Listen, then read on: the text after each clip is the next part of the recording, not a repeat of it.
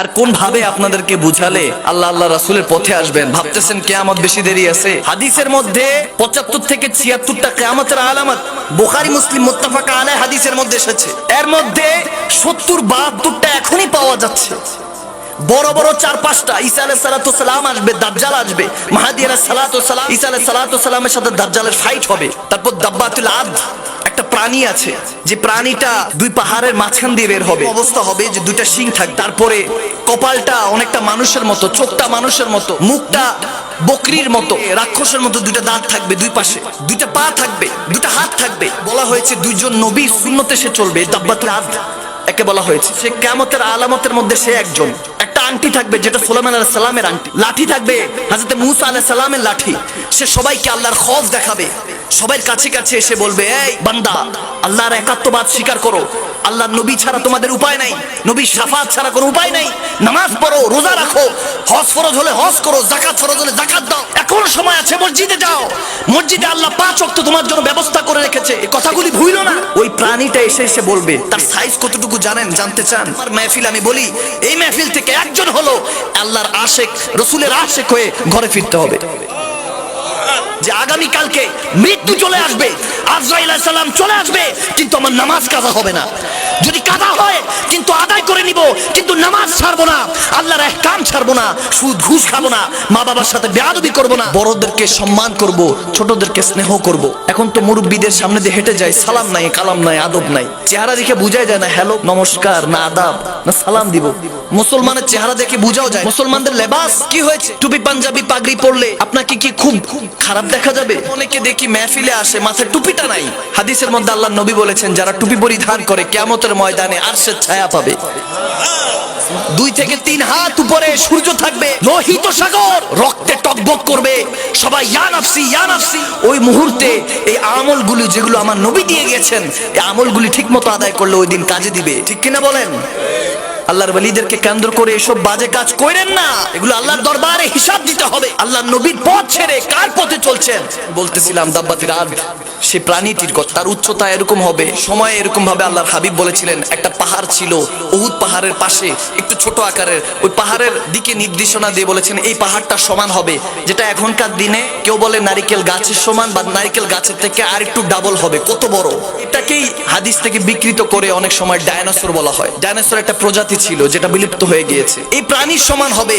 সে ইমানের তাগিদ দিবে, ইমানদার হওয়ার জন্য সবাইকে আহ্বান করবে। তার কাছে তার হাতে একটা লাঠি থাকবে, মুসা কালিমুল্লাহ, হাতে পড়া একটা আংটি থাকবে, যে আংটিটা হযরত সুলাইমান আলাইহিস সালামের পরিধিত। 40 দিনে পুরো পৃথিবী ভ্রমণ করবে, সবাইকে দাওয়াত দিবে ইসলামের। তাকে দেখে লক্ষ লক্ষ কাফের মুশরিকরা ইসলাম ধর্ম গ্রহণ করবে।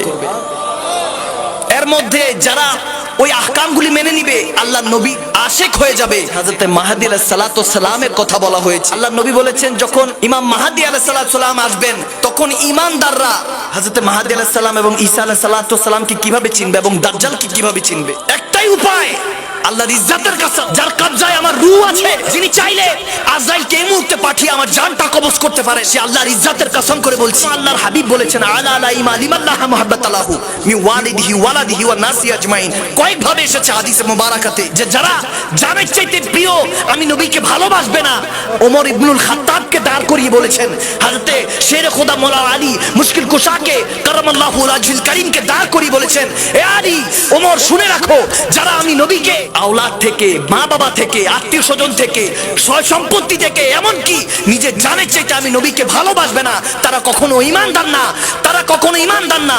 আর সেই ঈমানদারদের কথা বলা হয়েছে, যারা ঈমানদার, আমল তাকওয়াবান, পরেজগার, নামাজ আদায় করে, আল্লাহর আহকামগুলি ঠিকমতো পালন করে, তারাই দেখবে দাজ্জাল আসবে। আপনারা আমার মতো হ্যান্ডসাম, অনেক সুন্দর হবে, কিন্তু তার কপালের মধ্যে কাফের লেখা থাকবে আরবিতে। এই কাফের তারাই দেখবে যারা ঈমানদার, রাসূল প্রেমিক।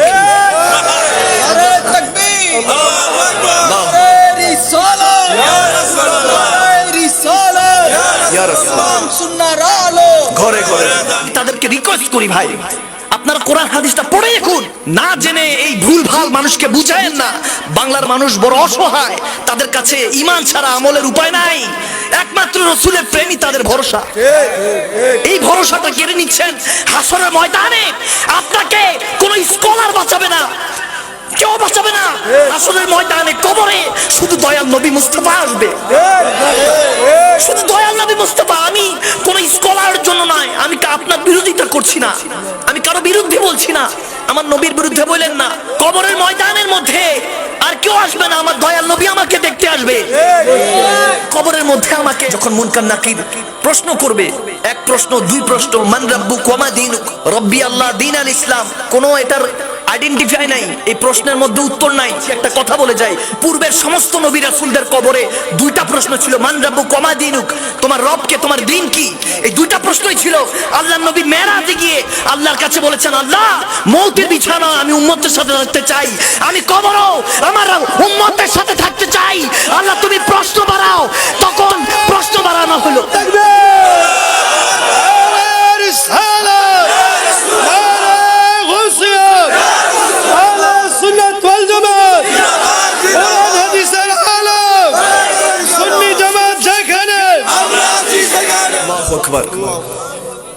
সেই নবীর আমরা উম্মত, কত দায়িত্ব আমাদের, ইসলামকে বাঁচাতে হবে।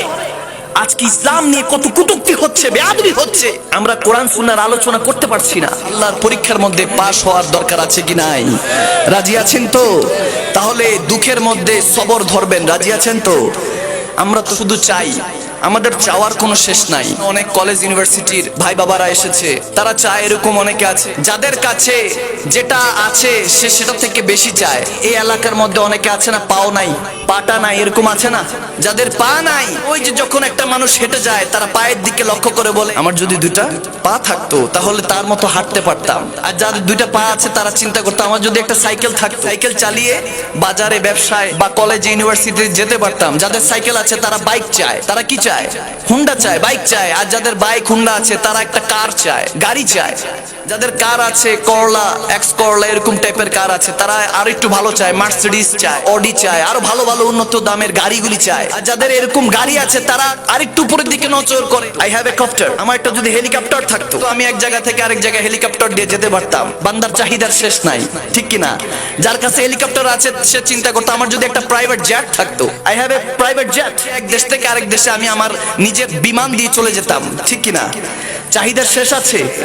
নাই, বান্দার চাহিদার শেষ নাই। আল হাকুমুত তাকাসুর, আল্লাহ এজন্য কোরআনই বলছে যে বান্দার কোনো চাহিদার শেষ নাই। আল্লাহ তাবারক ওয়া তাআলা কোরআনে পাকে আবার বলেন, ইন্নাল ইনসানা লাফিল খুসর, হে বান্দা, সময়ের কসম করে বলছেন যে আমি সময়ের কসম করছি, তোমরা বান্দারা খসরের মধ্যে আছো, তোমরা অবনতির মধ্যে আছো। তোমরা ভাবছো কিয়ামত অনেক দূরে, কিন্তু কিয়ামত বেশি দূরে নয়। আহা, আর কিভাবে আপনাদেরকে বুঝালে আপনারা নামাজি হবেন, আর কিভাবে ওলামায়ে কেরামরা বুঝালে আপনারা একটু আল্লাহ আল্লাহ রাসূলের পথে মতে চলবেন? আই ডোন্ট নো, আমার জানা নেই। প্রতিদিন মাহফিল হচ্ছে, হেদায়েত কয়জন হচ্ছে? মসজিদের মধ্যে মুসল্লি কয়জন? এ কোন জামানায় আল্লাহ পাঠালো? মাঝে মাঝে চিন্তা করি, যদি হযরত জালালউদ্দিন সুয়ুতির একটা জামানা পাইতাম, হযরত জালালউদ্দিন রুমির জামানাটা পাইতাম, হযরত বায়েজিদ বোস্তামি, জুনায়েদ বাগদাদি আলাইহি রহমাত, যদি জামানাটা পাইতাম কত সুন্দর হতো। বলার আগেই তেনারা জানেন আমাদের অন্তরের অবস্থাটা। আহা।